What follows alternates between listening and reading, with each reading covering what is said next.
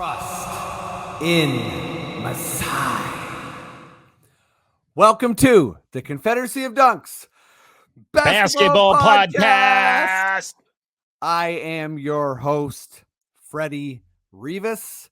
And who, sir, are you? I'm the producer, Matt Duncan. Freddie, how are you doing, pal? I am doing good. I love the pep you're coming in with. If you're just tuning into the podcast for the first time or coming back, we are hardcore Raptors fans, comedians, analysts, writers, just basketball freaks. So if you're a basketball freak, you have made it to the right place. Maddie, good sir, please tell people, how they can help us out, push us towards becoming the greatest podcast of all time. Fair enough. Let's start. Let's go to raptorsrepublic.com. That's where you can listen to us and read all the articles there. If you're watching us on YouTube, please like, please subscribe, please comment. We love all the feedback that we're getting. And yeah, just on your podcatchers, make sure you're subscribed there and rate where you can. And check out dunkspodcast.com. That's our own website. You can listen to our archive there, as we have, this is episode 258. So we've got quite a time capsule of Raptors talk. Yeah, a lot of good times, a lot of bad times. We got some bad times in there. Yeah. Maddie, you are the greatest. Thank you for always being there for me. I think we'll get going here as quick as we can. I would just say, as I've been saying, free Brittany Griner. Okay, there's going to be some schedule talk on the pod today. George, I'll go to you first. I'm never one to sort of, get too angry about the schedule or whatever the intricacies of it. Actually, one of my favorite yearly pods past couple of years is the schedule makers. Will often, be interviewed by like Kevin Pelton or forget who it is exactly. And it's kind of a fun podcast to listen to because it's a pretty intricate thing. And, they don't have it out for the Raptors sort of thing. I guess, we're not on Christmas Day, which makes sense. We were 4th seed. Our market is not the size of other markets. But it has sort of leaked. I think it's official or semi-official anyways, that we will be opening our season against the Cleveland Cavaliers. Obviously there is a Mobley Barnes thing going down. Mobley was the runner-up for Rookie of the Year. Fantastic player. I know a lot of Raptors fans sort of like poo-pooed him a little bit because we wanted Barnes to win, but Mobley, is the real deal. An incredible player. I guess a bit of a rivalry brewing, as much as there is, amongst like friends in the NBA. Like, who knows, right? They're probably buddies. But it just got me thinking, do any of the other Raptors have rivalries? And, if not, can you like invent one for me? Like, or what's a potential rivalry for one of the other Raptors guys not named Scotty? Okay, well, I'm going to take one that's pretty obvious. So, sorry, Adon, that I'm going first. But I think a big rivalry, especially after this season, is going to be Pascal and Joel Embiid. Maybe you weren't going to say that. Maybe it's not that obvious, but they've always had that, like, we're from like 20 minutes apart. Mm-hmm. We kind of love each other, but we clearly hate each other thing going on. And then, I broke your face. How it ended this season. Broken face. And plus we as Raptors players, I just called myself a Raptors player. Yeah. I am delusional. Thank you. As Raptors fans, we all like really kind of hate and not hate, but like love to hate Embiid as well. Like the audacity of doing the airplane as he was up way big, and then he gets hurt by Pascal, and everyone then calls Raptors fans trash for cheering. Like, it's gonna be, I'll speak for myself. I want to see Embiid go down. So there's one right there. That's my pick. That's a great pick. He did the airplane on us when they were up 2-1 in our championship season. I remember Pascal also tried to trip him in that series and hurt his calf So there's some bad blood there. I like it. And now we have two Cameroonians on the team. So maybe Koloko and Pascal like double elbow Embiid. Maybe that's a possibility. I like it. Same city. Matt, I'm not sure if you laughed because I maybe froze or you're picturing a double elbow. I'm picturing it. Yeah. Okay, good. Okay. Adon, is there a rivalry for you that I guess exists, or is there one you want to invent?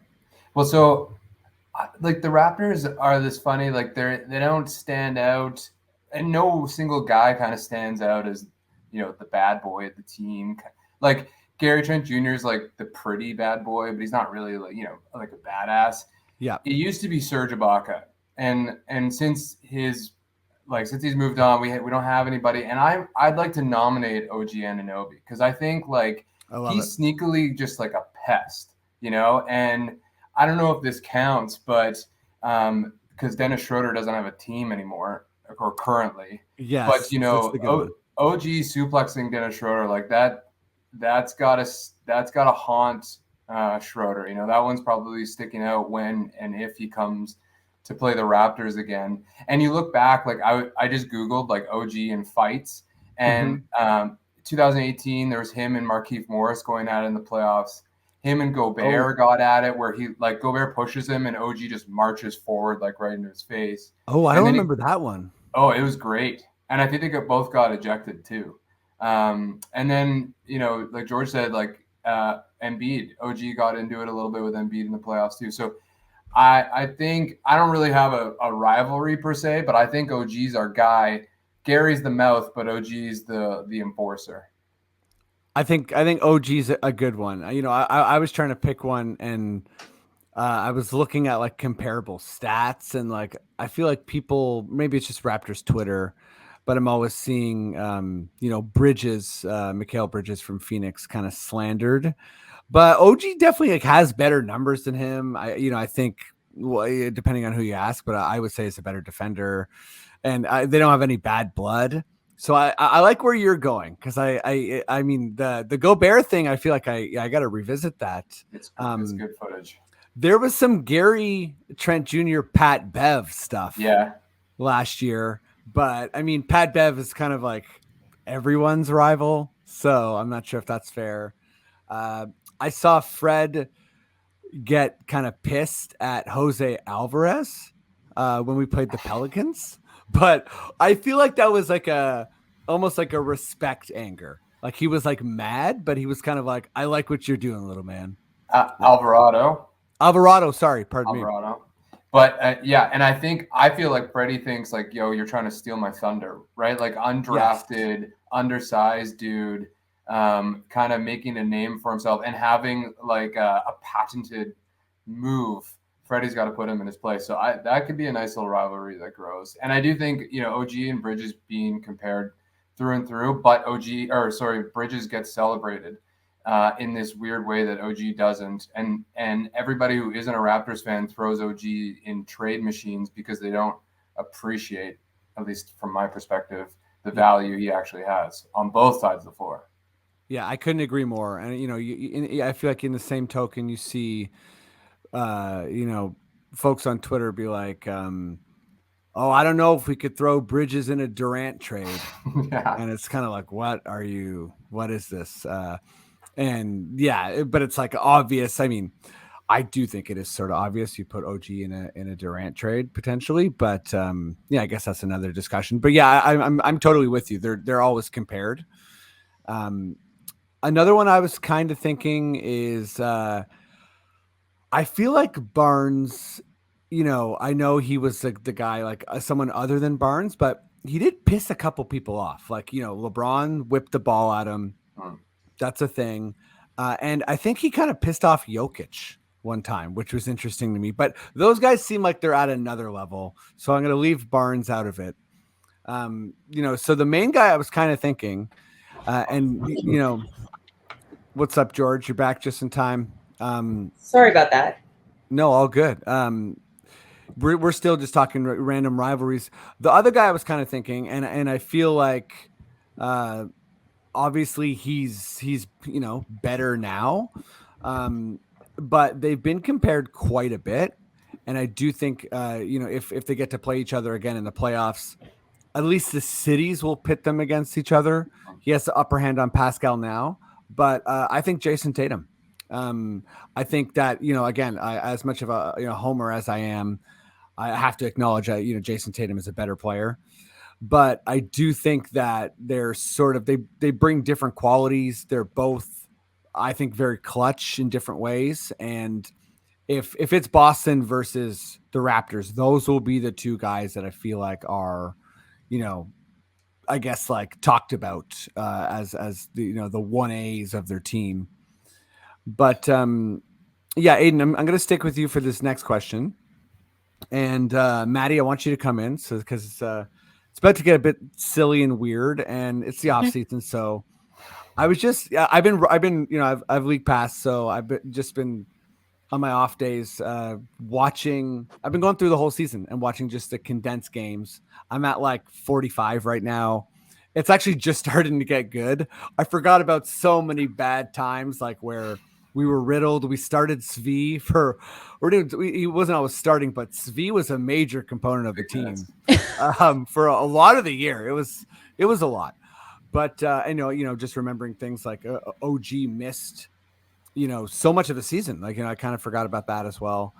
But it got me thinking about weird things that happened this year, because there's also, you're watching the highlights and you're like, oh, right. There was people there for home opener. Now it's the stadium's empty again. And so I'm seeing people kind of trickle back in. That's where I am in the season. And it made me think about Devin Booker picking a fight with the Raptor, and also the speaker fire, which is just two weird moments that I feel like you could never predict in any way. So I just wanted to get creative. So Adon, I want you to give me something that's going to happen next year that's either, I guess there's potential for, or it's just totally out there. It's up to you. Well, I got two, but first I just want to say like how petulant Devin Booker is. So petulant. The whole thing of like, I don't know if you remember, it was in one of the summer runs where he got double teamed by Joakim Noah and just like threw a temper tantrum. And so I'm obviously in the Raptors corner in that incident, and also it was so drawn out on Twitter. It was just very funny, but yeah, Booker's just a little whiny, and it made me think like if Barnes was guarding Booker in one of these summer league things, like there would probably be another tantrum thrown. Anyway, so that's a rivalry we missed, by the way. I know the Raptor and Booker, and that actually ties into one of my two, or Scotty does rather, ties into two of my predictions. So the first one is Gary gets suspended for 25 games because he uses a skin cream that has anabolic steroids in it. Yes, that is. I mean, when I wrote this stupid question, I was hoping for something that good. So thank you very much. That is, yes, that's within the realm. Like, right, something like that could happen. He's sourcing exotic creams that are definitely off market, off shelf, and who the hell knows what's in there? We don't know. So it's possible. A great answer.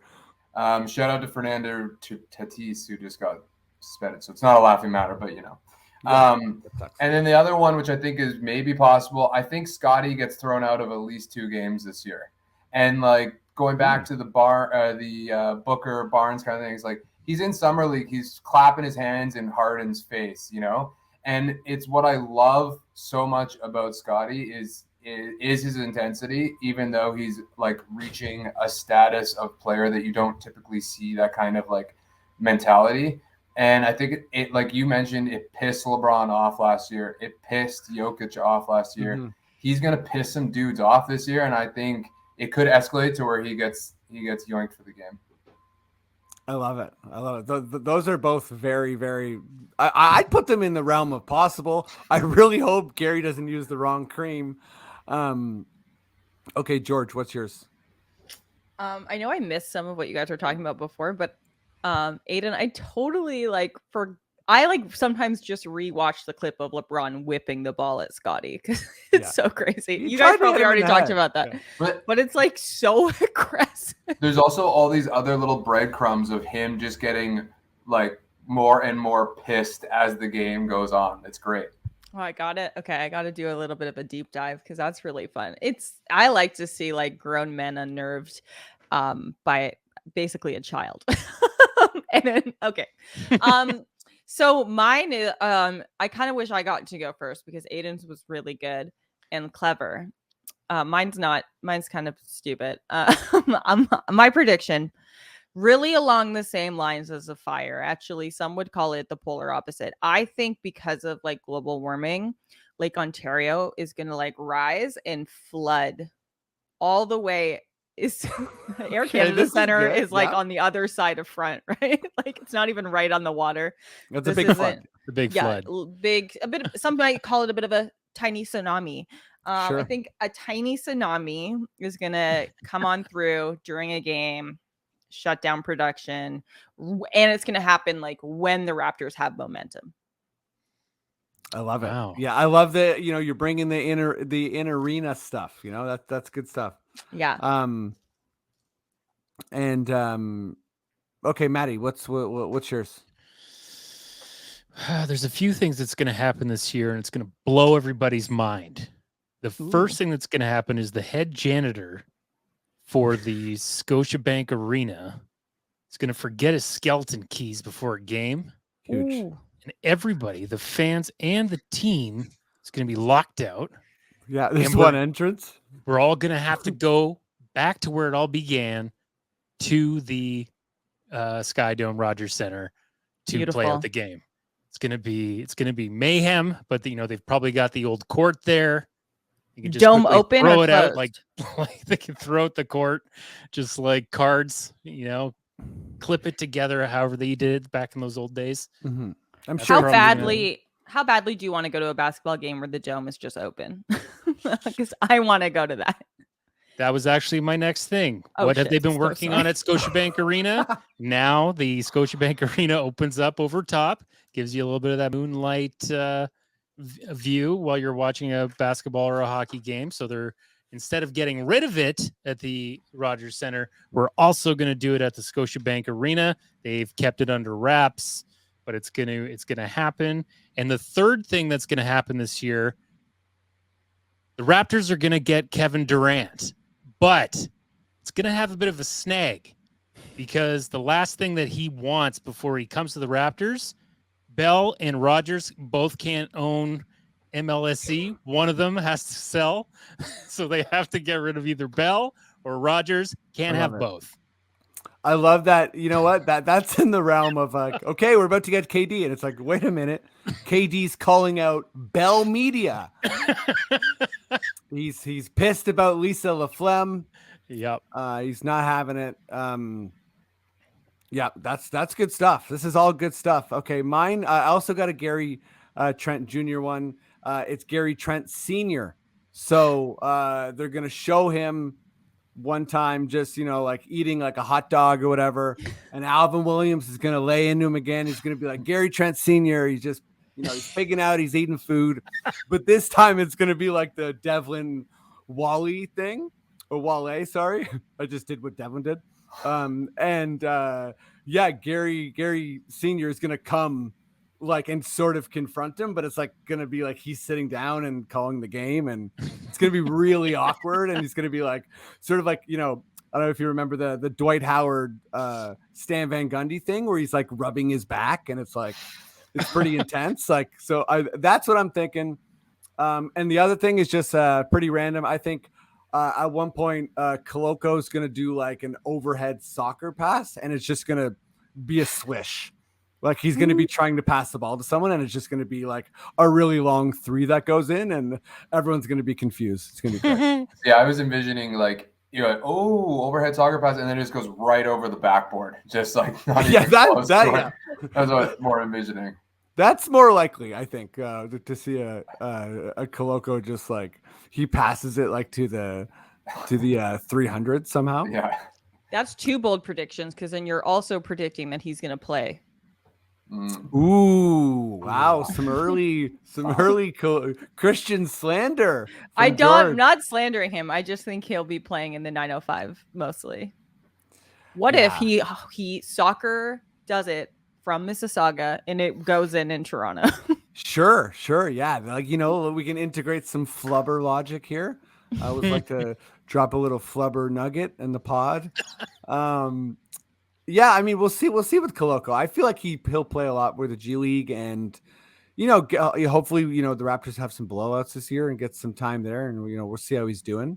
Yeah, I'm not hating on him. I think he's a great pick. Oh yeah, no, I know. I could see him getting some run. I think him and Flynn are gonna have a little pairing, especially early on. Like you were mentioning with Svi. Svi got a lot of exposure early on. He did. I feel like that might happen for Koloko, and then you're right, George. He'll just get buried into G League. Yeah, for sure. Yeah. He'll enjoy Mississauga, the sports food center. What's that called? Maddie, we went there this year. We should know. We did. What was it called? It used to be, you know what? This is bad podcasting because I don't even know the old name. But, yeah, I got my first vaccine there. So shout out. Okay. That's it for the pod, everyone. I want to thank you both for doing the pod so much. Everyone who's been listening and commenting and, liking, subscribing, all that stuff. We really appreciate you guys. Let me go to you first, Adon. Do you have anything coming up? Where can people find you? What do you want to let them know? Yeah, I'll be writing again this year for Raptors Republic. I do like a 5 things I like and don't like, which is total ripoff from Zach Lowe, but whatever. And then he's the G. You gotta. He is the G. He's the best. And then I'm doing the wrap up with Oren Weisfeld tomorrow on the schedule. We're chatting about that, and then we're doing some other stuff next week too. So you can check me out there. Cool. Well, again, thanks so much for doing the pod. I appreciate it, man. Thanks for having me. And George, what's up? What do you want to let people know? Obviously, you're Sterling, doc. Yeah, watch for that. I have a podcast called Bounce That. It's me and Sarah Rooker. She's like an American comedian who is a high school basketball coach. She's got girls who are like in the WNBA. She's sick. And I just like basketball. So listen to that. It comes out every Tuesday. And, right now I'm just being a mom. I have a TikTok that I really am doing not much. I'm doing a lot of laundry. Fair. And being a mom. I'm being a mom. My kid is really cute and he can hold a ball now. And that's so watch out for that because he could be the next Kawhi. That's how Yao Ming started too. So yeah, exactly. He held the ball, huge. I just want to say on TikTok, I'm WeTheGeorgea. WeTheGeorgea on TikTok. Check her out, everybody. She's hilarious, and check Adon's work out. He's amazing, and also hilarious. I'm still thinking about this. The Gary Trent Jr. skin cream. Cool. Well, again, thank you so much. Thank you, Maddie D. And Maddie, if you feel like I'm good to go, we're good to go. Please just give me those words I love so much. Okay. Listen to full episodes of the Confederacy of Dunks only on the Rapcast.